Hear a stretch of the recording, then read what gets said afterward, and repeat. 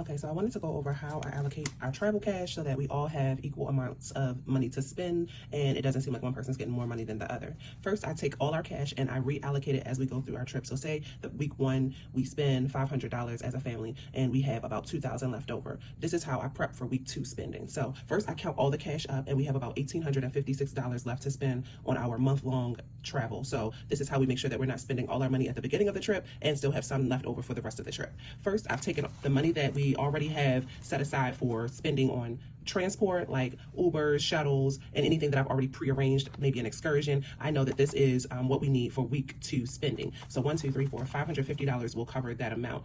That should also cover all of our excursions for the rest of this trip. So that way I know, don't put this in this pile, set it aside.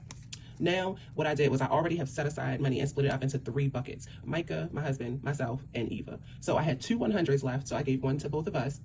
And I did not give one to Eva because honestly, she has her own money on her that she's been saving, but we like to just still have an Eva pile in case she sees something that she likes. So no 100 for her.